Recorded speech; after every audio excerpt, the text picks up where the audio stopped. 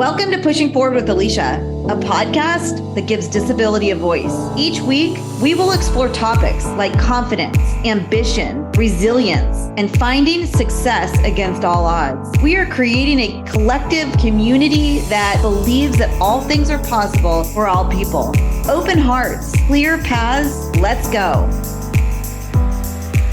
Welcome back to Pushing Forward with Alicia. I'm Alicia Anderson. Thank you for joining us again today. I came across a quote that reminded me about this amazing woman that we're going to dive into all of her goodness today. The quote is, "Fight for the things that you care about, but do it in a way that others will join you." That's from RBG. And Meredith, this reminded me of you. Meredith Sadoulet is the founder of Profound, a startup that builds a powerful professional network among disability inclusive leaders. She launched the Profound Network after a very impressive corporate career working with all kinds of Fortune 100 companies, Comcast, GE, you name it. She's got a whole list of just an impressive career in finance and strategy and HR, all of it. She is passionate about amplifying the disability leadership in the workforce. Meredith Sadoulet, thank you so much for joining today and sharing your story. Thank you for such a kind introduction and for this wonderful opportunity to join you and your audience today. I'm really honored to be here. I kind of just gave your bio. Did we miss anything important? As you said, I'm a former corporate executive, now an entrepreneur, working through the adventure of this significant career pivot in my mid-40s. I'm someone who loves all things workforce strategy, future of work, leading change at scale, really anything around innovation that makes people's lives better. On the personal side, I'm a smitten wife. I adore my husband, Sam. I'm a mom and a stepmom within our blended family. I have 4 teenage children. And really, I'm someone who likes to explore the intersection of disability, leadership, and the global workforce. I love it. Let's dive in a little bit. You started this community, this network, the Profound Network. What is driving your advocacy and this work that you're doing? So I'll start with my personal connection to disability. I was diagnosed with OCD and anxiety disorder as an adult. The diagnosis brought a lot of clarity for me. It has been really fascinating to learn much more about why I operate the way that I do. And it really helped me gain a lot of perspective on who I am as a person. The diagnosis process took me all the way back to my childhood and my youth. And it was just so fascinating to view that from a different lens. The diagnosis also helped me understand and have greater appreciation for some of the unique strengths that I have in the business world as a result of those disorders. So, I had a 20 plus year corporate career. And of course, feedback is a big part of the corporate culture. And so, you have a lot of assessment practices, you have a lot of performance review discussions and those types of things where people tell you how you're perceived. And so, consistently, I would hear that, I'm really good at risk management and contingency planning. I've been told that I'm a strong strategist who knows how to connect dots and see multiple paths for work to be successful. I've been told that I can envision opportunities and innovations that others might not see. And I just saw that as who I am. And so again, my family knows that. They all joke that I don't sleep between like 2 a.m. and 5 a.m. And maybe we would have described that as me being nervous or having a busy brain. But I now know that a lot of that is just correlated to OCD and anxiety. And I think about that in a completely different sense. That has been a superpower for me. That has been a strength for me to really view the world the way I view it and think about how I can use that in a business capacity. So I think that is such an important thing that you just shared. And selfishly, I love to hear it because it took me a while also in my own career to lean into my disability and the value that it gives me in the work and what expertise it brings to the table, and finding the ability to leverage that as an asset rather than this typical limitation that it would traditionally be looked at in the workplace. Absolutely. But it's about showing yourself grace too, and thinking about, I know that my unique combination of attributes makes me different. And we all have a unique combination of attributes that makes us different and can really enrich the world with our perspectives. I love it. Powerful. What motivated you to have this very impressive career, to take the leap, go into entrepreneurship for disability advocacy specifically? Really, this journey started years ago with a diagnosis in my family. I started reading much more about disability. And so I started learning about, the fact that 1/4 of the US population, nearly 15% of people globally experience disability. I was really motivated by some of the stats I was reading, candidly. So I'm a numbers person. I love analytics and stats. And I remember this quote from the World Bank that said that, people with disabilities are more likely to experience less education, poor health outcomes, lower levels of employment, and higher poverty. And it was just presented as if it was a fact, like a foregone conclusion, like this is the way it is. And it just didn't sit right with me.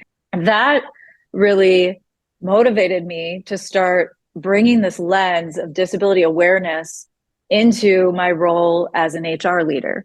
And so I had the good fortune of being able to lead work related to leadership development, related to talent management, related to recruiting, related to DE&I. And when you bring this lens of, is this process fully inclusive? Is this technology fully inclusive? Is this way of selecting people fully inclusive? All of these things, you start noticing where the world wasn't built with accessibility at the foundation. And so that started to be something that I became very passionate about. And then again, like a sponge, I started trying to soak all of this up. So I decided to chair the talent acquisition committee for Disability In, so that I wasn't just having the lens from my organization, but from many large corporations. What were their challenges? What were their successes? How could we learn from one another? I decided to chair a task force focused on transitions for students with disabilities graduating from college and entering the workforce for the first time. So we know that IEPs exist, for example, and people may have accommodations through their university environment, and then taking that leap into their first job where someone needs to advocate for themselves, request the accommodations that they may need, hope to enter an environment that's fully inclusive. It's a huge change for people. So more and more, I started getting involved in a lot of this work, and then noticing where the gaps were and also where the good intention was. I have to say that every company that I worked for, I'm so fortunate to have worked in companies that are strong DEI advocates. They are strong accessibility advocates. They are leading the charge. And at the same time, they know that there's so much more that can be done and should be done. And so it's about advancing those conversations. So that was really the original motivation. And I can share much more about, okay, so then how did I exactly make the leap? But it was all of those things put together, the family connection, the work connection, in that, my profession was pivoting by choice. And here then all around me, I was noticing systems, processes, technologies, environments that had a long way to go around disability inclusion and accessibility. And I wanted to be a part of helping to drive that change. I think that's powerful for you to share with the audience, that taking those proactive steps to learn more and be exposed to more, it's just very important. Thank you. And I agree. I mean, I think it ultimately comes down to two things in the workplace. I'm going to oversimplify, but I spend a lot of time thinking about this. For companies that want to do more and hire more people with disabilities, I think those that are successful are doing two things. One is they're bringing a conversation to a place that just feels natural and humane. So I fully believe that disability is just a natural part of the human experience. And if we can start having conversations in the workplace that simply start with, what is your connection to disability? It just leads to a completely different type of conversation. First of all, more often than not, people have a connection, either a personal connection, a family connection, someone in their community that they're close with, through which they've learned a lot about disability, if they don't have lived experience.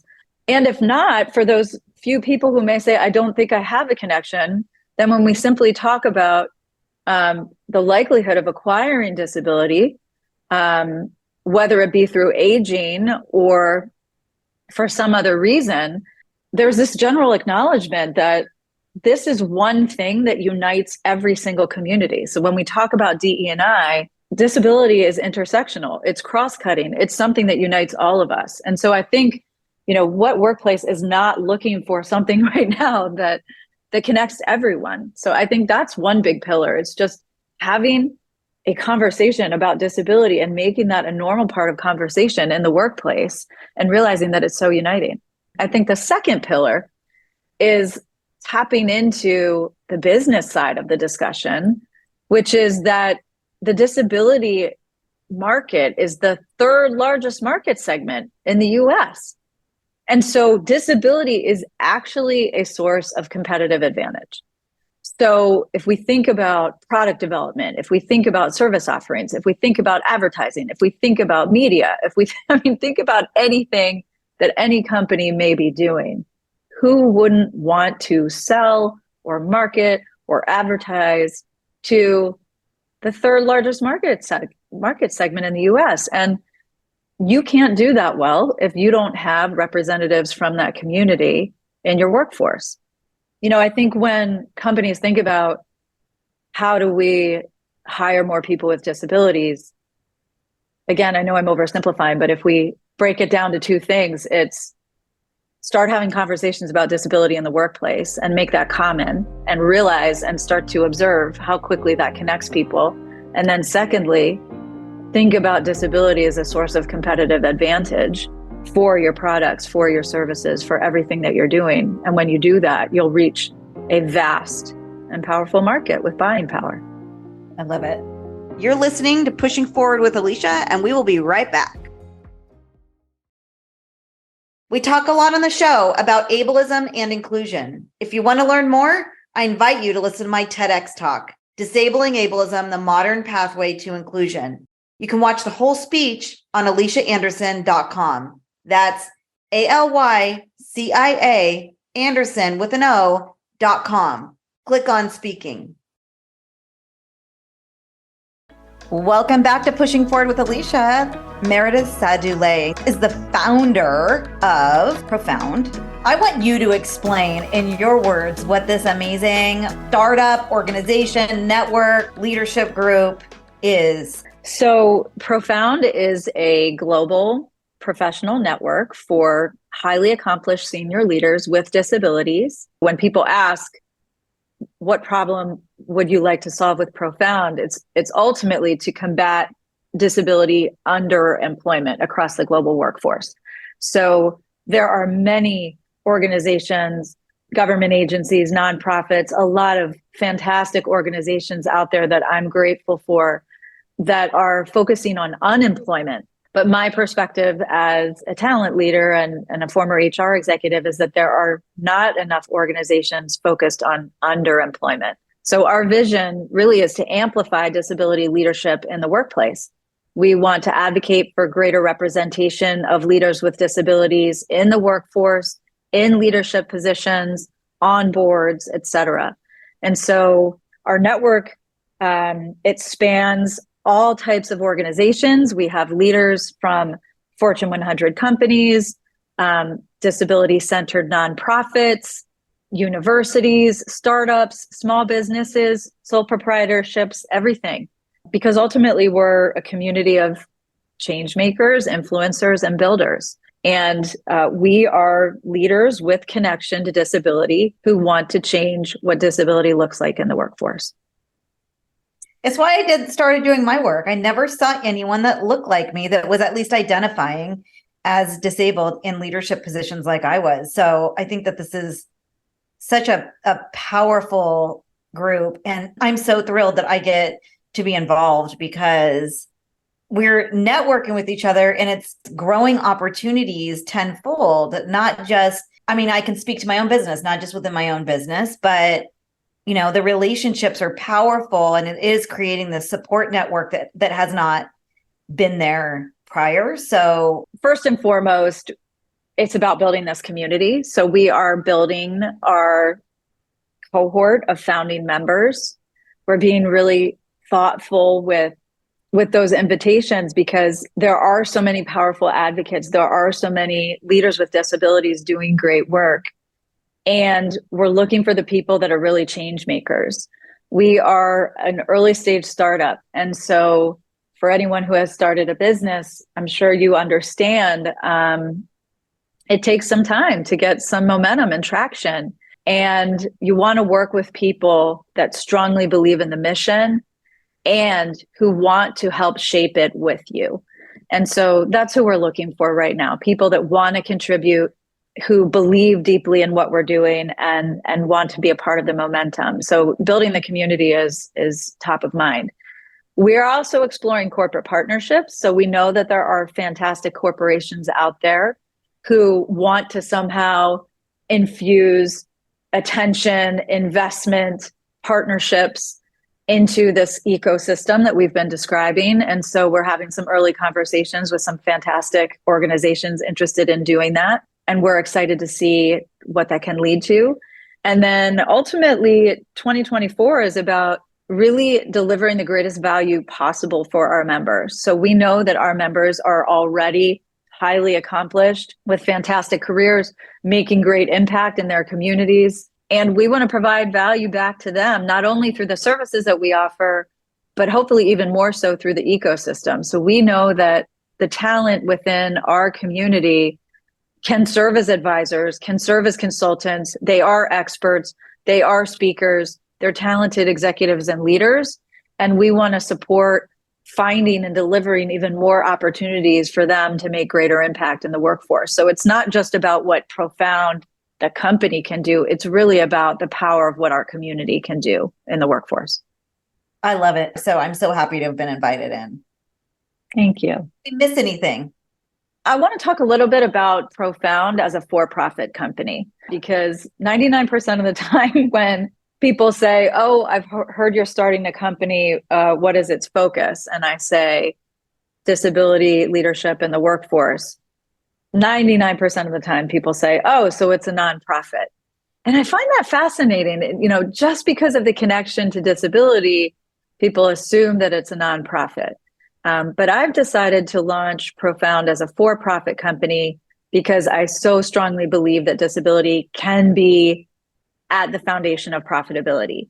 So I'm sure, again, many of your listeners are familiar with so much of the innovation that was born from universal design, from focus on accessibility, everything from, curb guts to automatic sensor doors, keyboards, audiobooks. I mean, we could go on and name products that have been born from accessibility. And I believe that a professional network and an organization focused on impact within the workforce can also be a company that drives profitability. The other reason I wanted to build it this way is I want people with disabilities to be able to invest in Profound, truly monetarily invest in their community and generate a return on their investment. I want to show the world that disability does not have to be a charity model, but rather it can be a business model that generates real return, just like any other business. Right. Both are important. Like the nonprofit is bringing all kinds of like benefits to the global society. But I do think that it is important. And I agree. You and I have talked about this many times, that taking disability out of solely the charity model and putting it into this model of for profit, it changes the lens that we look at disability. Meredith, thank you so much for joining. This has been such an amazing conversation. We will leave in the show notes how our listeners can get in contact with you, get involved in Profound. Is there anything that you can gift away to our listeners to motivate them in, whether it's in their careers or in their advocacy paths, a little nugget that you live by? Oh, I love that. We need our future generations to know that they can do anything and be anything they want to be. And they need to see people like them in those positions. So that's the nugget I would end with. I hope that we can come together and amplify disability leadership in the workforce. Yes. Meredith, thank you so much for your time and your friendship and your power and your beauty and your light that you gift to the world. I'm so happy that I know you. The feeling is mutual. I'm so grateful that life brought us together. And I'm grateful to know such a powerful advocate, such a strong business woman, and someone who's becoming a dear friend of mine. So thank you so much for this opportunity. I'm grateful for it, and I can't wait to see what we accomplish together. I was just thinking, I can't wait to see what's next for us. So check. And thank you so much to our Pushing Forward community for joining us again today. I see you showing up every single solitary week, and you doing that is helping us grow this community and platform and advocate farther, wider, and better every day. So thank you for that. Until next time, this is Pushing Forward with Alicia, and that is how we roll on this podcast.